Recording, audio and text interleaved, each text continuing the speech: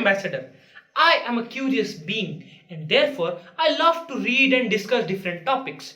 Today I have decided to share my views on the topic called How can social media be used productively by teens and youths?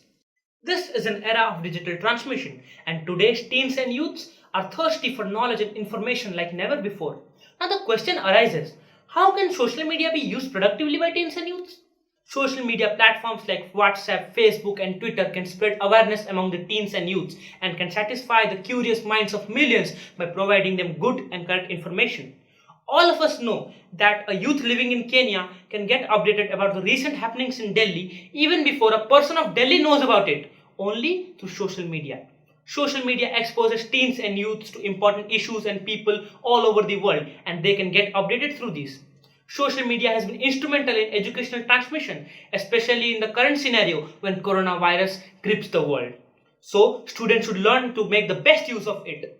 And the best part regarding social media is that it helps the teens and youths to express themselves before a larger audience, thereby giving them a confidence that they are also being heard too.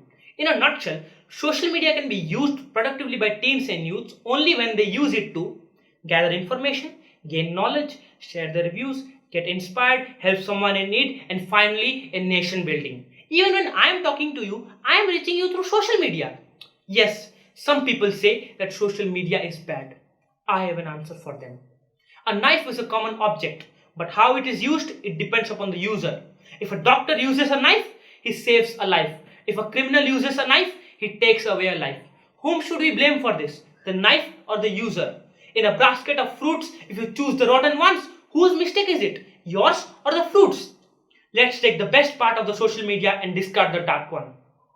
Thank you so much for hearing me out. And if you are also interested in sharing your views with us, go ahead and participate in the Great India Talent Hunt 4.0 Bloom Talks and share your views with us without any hesitation. Thank you.